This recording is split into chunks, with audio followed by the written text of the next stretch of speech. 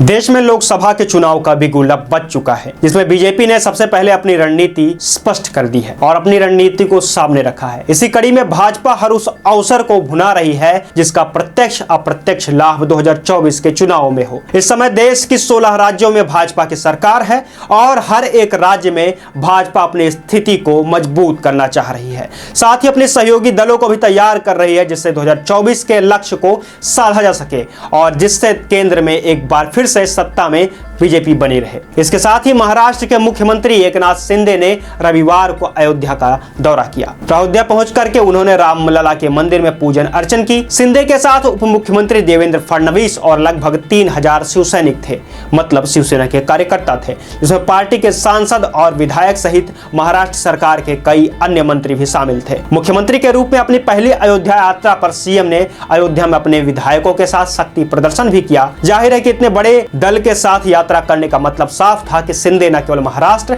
बल्कि पूरे देशवासियों को यह संकेत देना चाह रहे थे कि उनका हिंदुत्व से गहरा नाता है और अब भी जुड़ाव बरकरार है। इसके साथ ही उनकी विचारधारा का केंद्र की सत्ताधारी बीजेपी के साथ एक अच्छा समन्वय है। साथ ही जिस तरह से महाराष्ट्र नवनिर्माण सेना के प्रमुख राज ठाकरे की अयोध्या यात्रा से पहले बीजेपी के कई दिग्गज नेताओं ने उनका विरोध किया था, जिसमें बृजभूषण शरण सिंह का भी नाम शामिल था, पर शिंदे की अयोध्या यात्रा के दौरान बीजेपी की तरफ से उनका स्वागत किया गया, जिसमें बृजभूषण शरण सिंह भी देखे गए। यह बात शिंदे की साख को पूरे देश भर में बढ़ा रही है। साथ ही महाराष्ट्र की जनता में यह भरोसा भी दृढ़ कर रही है कि एकनाथ शिंदे शिवसेना की हिंदुत्ववादी विचारधारा और बाला साहब ठाकरे की पार्टी का सही नेतृत्व कर रहे हैं। जाहिर है कि उत्तर प्रदेश के बाद महाराष्ट्र लोकसभा की सीटों के मामले में दूसरी सबसे बड़ी राज्य है। उत्तर प्रदेश 80 लोकसभा सीटों के साथ प्रथम स्थान पे है, तो वहीं महाराष्ट्र 48 लोकसभा सीटों के साथ दूसरे स्थान पर बरकरार है। शिंदे के अयोध्या दौरे से पहले साल 2020 में महाराष्ट्र के पूर्व सीएम और शिवसेना के तत्कालीन प्रमुख उद्धव ठाकरे ने भी अयोध्या का दौरा किया था। जिस समय वह महाराष्ट्र के मुख्यमंत्री थे, पर उद्धव ठाकरे के हाथ अब न तो महाराष्ट्र की सत्ता बची है और न ही शिवसेना का निशान, पर अब एकनाथ के हाथों महाराष्ट्र की सत्ता और तीर कमान दोनों है, यानी कि शिवसेना का निशान। और राम के नाम पर शिंदे की सरकार को महाराष्ट्र में पूरा समर्थन मिल जाएगा और स्थायित्व भी हासिल होगा, ऐसा बीजेपी का निरंतर प्रयास है। एकनाथ शिंदे एक विशाल सभा को संबोधित कर रहे थे। इस दौरान उन्होंने कहा, यह शिवसेना के संस्थापक बाल ठाकरे का अयोध्या में भव्य दिव्य राम मंदिर बनाने का सपना था, जिसे प्रधानमंत्री नरेंद्र मोदी ने पवित्र भूमि पर मंदिर निर्माण शुरू करके पूरा किया है।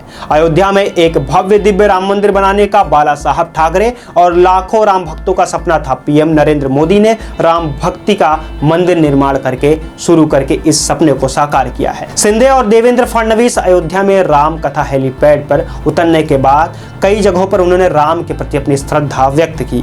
महाराष्ट्र के सीएम एकनाथ शिंदे और डिप्टी सीएम देवेंद्र फडणवीस ने हनुमानगढ़ी मंदिर में पूजन अर्चन की। अपनी यात्रा के दौरान शिंदे को भगवा रंग के दुपट्टे पहने देखा गया, जिस पर शिवसेना का धनुष और बाण का चिन्ह बना हुआ था। दुपट्टे पर जय श्री राम भी लिखा हुआ था। यह भी एक प्रतीकात्मक संकेत था कि शिवसेना राम की विचारधारा पर, या यूं कहीं कि हिंदुत्व की विचारधारा पर लगातार अग्रसर है। शिंदे ने अपने संबोधन में कहा कि यह एक महत्वपूर्ण दिन है और हमारे लिए एक महत्वपूर्ण कदम है। पिछली बार जब हम यहाँ आए थे तब हम महाराष्ट्र विकास अघाड़ी का हिस्सा थे। हम दुखी थे क्योंकि हमारे अंदर यह भावना थी, हम कांग्रेस और एनसीपी के साथ बैठकर हिंदुत्व को भूल गए थे, लेकिन अब हम खुश हैं। बाला साहब ठाकरे ने कहा था कि अगर उन्हें कभी कांग्रेस का साथ देना पड़े तो वे शिवसेना की दुकान बंद कर देंगे। आज हम बाला साहब ठाकरे की विचारधारा को आगे बढ़ा रहे हैं। जैसा कि शिंदे के स्वागत में उत्तर प्रदेश के मंत्री स्वतंत्र देव सिंह भी शिंदे के साथ अयोध्या आए हुए थे और इसके साथ ही हनुमानगढ़ी पर गोंडा के बाहुबली सांसद बृजभूषण सिंह भी मौजूद थे, जिन्होंने राज ठाकरे के अयोध्या दौरे का जमकर विरोध किया था और कहा था कि राज ठाकरे को यात्रा से पहले उत्तर भारतीय लोगों से माफी मांगनी चाहिए। हालांकि शिंदे के जोरदार स्वागत से अब यह स्पष्ट हो चुका है कि शिंदे की शिवसेना की स्वीकार्यता पूरे देश भर में बढ़ती जा रही है। साथ ही लगातार बीजेपी शिंदे की छवि को बढ़ाने में लगी हुई है। जाहिर है कि 2024 का चुनाव निकट है और ऐसे में बीजेपी लगातार अपने सहयोगी पार्टियों का भी समर्थन दे रही है। अब देखना यह है कि शिंदे के जोरदार स्वागत के बाद महाराष्ट्र में शिवसेना का दूसरा धड़ा यानी कि उद्धव ठाकरे अपने भविष्य की योजनाओं को किस तरह से क्रियान्वित करती है, जिससे वह एक बार फिर से महाराष्ट्र की जनता की भावनाओं को जगा सके। यह देखना महत्वपूर्ण होगा, लेकिन फिर भी आप बने रहिए हमारे साथ और देखते रहिए हमारे चैनल को। जल्द मिलेंगे दूसरे वीडियो में।